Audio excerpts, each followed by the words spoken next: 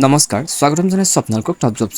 জবছৰ আজিৰ ভিডিঅ'টো আপোনালোকে IBPS ৰিক্ৰুইটমেণ্ট 2025ৰ বিষয়ে সবিশেষ জানিব পাৰিব কেনেকুৱা কি ধৰণৰ পোষ্ট ওলাইছে বা কোনে কোনে আবেদন কৰিব পাৰিব বা এডুকেশ্যন কোৱালিফিকেশ্যন বা শিক্ষাগত অৰ্হতা কি বিচাৰিছে সবিশেষ এই ভিডিঅ'ৰে আপোনালোকে জানিব পাৰিব আশা কৰোঁ ভিডিঅ'টো আপোনালোকে স্কিপ নকৰাকৈ সম্পূৰ্ণকৈ চাব যিসকলে প্ৰথমবাৰ মোৰ চেনেলটো ভিজিট কৰিছে প্লিজ চেনেলটো ছাবস্ক্ৰাইব কৰি হৈ থকা বেল আইকনটো প্ৰেছ কৰি অল কৰি দিব যাৰ দ্বাৰা আপোনালোকে এনেকুৱা ধৰণৰ জব আপডেট বা জব নটিফিকেশ্যনবোৰ শীঘ্ৰেই পাই থাকিব আৰু ডেছক্ৰিপশ্যনত দিয়া হোৱাটছএপ গ্ৰুপটো আৰু টেলিগ্ৰামৰ গ্ৰুপকেইটাটো জইন হৈ ল'ব যাৰ দ্বাৰা আপোনালোকে জব আপডেট বা জব নটিফিকেশ্যনবোৰ ইউটিউবতকৈ আগত পাই থাকিব তেন্তে বলক এতিয়া আমি ভিডিঅ'টোৰ ফালে আগবাঢ়োঁ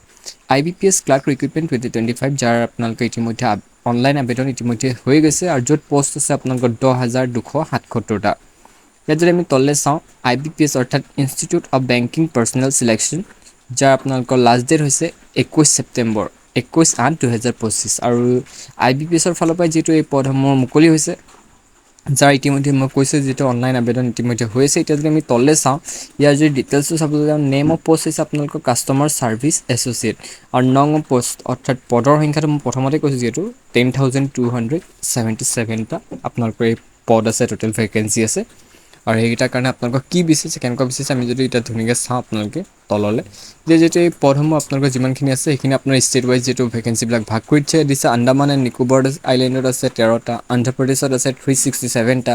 অৰুণাচল প্ৰদেশত আছে 22টা আৰু আছামৰ ক্ষেত্ৰত যদি চাবলৈ যায় আপোনাৰ 204টা আছে অৰ্থাৎ 204টা পদ আমাৰ অসমৰ কাৰণে আছে আৰু এইফালে বিহাৰ ছত্তীশগড় বা চণ্ডীগড় ছত্তীশগড় এইবিলাক দেখিছে তেনেকুৱা চব ষ্টেট যিমান আছে চবৰে যিটো পদসমূহ ভাগ কৰি দিছে এইখিনি দেখিছে কিমানখিনি ষ্টেট আছে আৰু চবৰে এনেকৈ ভাগ কৰি দিছে আৰু ইয়াত যদি আপুনি চেলাৰী বা পে স্কিল বা দৰমহাটো যদি চাবলৈ যায় আপোনালোকৰ ষ্টাৰ্টিং চেলাৰী হ'ব 24,050ৰ পৰা য'ত আপোনালোকৰ গ্ৰেড পে চেট পে 1340 পৰ্যন্ত আপোনালোকৰ গ্ৰেড পে চেট পে এনেকুৱা ধৰণৰ বহুতখিনি আপোনালোকৰ হেৰিৰ লগত যথেষ্ট এটা ভাল চেলাৰী দেখিব পোৱা যাব আৰু যোনটো আপোনালোকৰ শেষ চেলাৰী হ'ব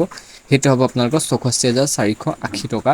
এইটো যিহেতু যথেষ্ট এটা ভাল হ'ব ইয়াৰ লগত যথেষ্ট কিবা কিবি লগ হৈ পিনে আপোনালোকৰ ভাল এটা চেলাৰী দেখিব পোৱা যাব IBPS ক্লাৰ্ক ভেকেঞ্চি ইন আছামত যদি চাবলৈ যায়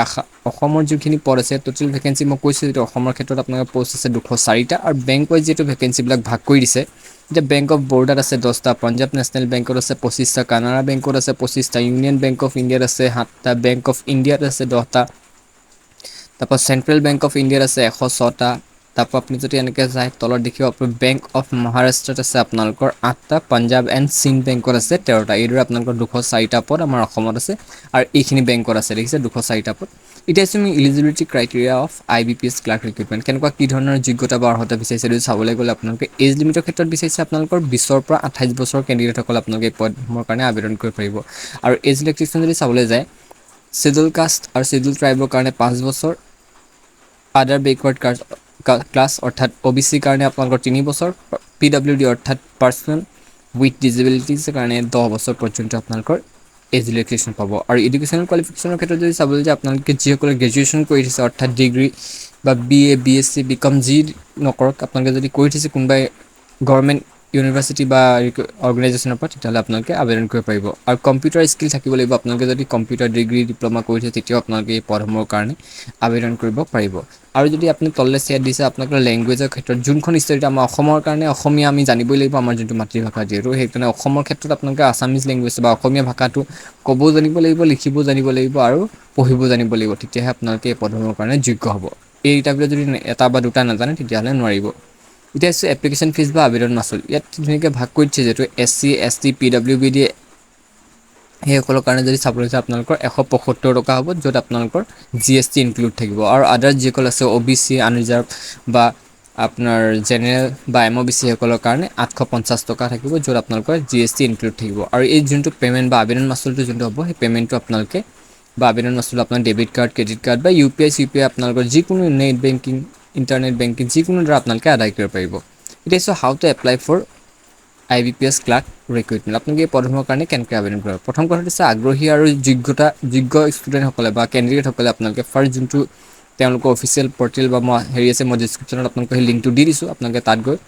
আপোনালোকে ফাৰ্ষ্ট ইম্পৰ্টেণ্ট ৱেব লিংকটো ক্লিক কৰি অনলাইন এপ্লিকেশ্যন ফৰ্মখন যদি আপোনালোকে ৰেজিষ্টাৰ কৰা নাই তেন্তে ৰেজিষ্টাৰ কৰিব যদি ৰেজিষ্টাৰ কৰা আছে লগ ইন কৰি আপোনালোকে এপ্লিকেশ্যন ফৰ্মখন ফিল আপ কৰি পাৰ্চনেল আৰু এডুকেশ্যনেল ডিটেইলছবিলাক দি আপোনালোকৰ যোনটো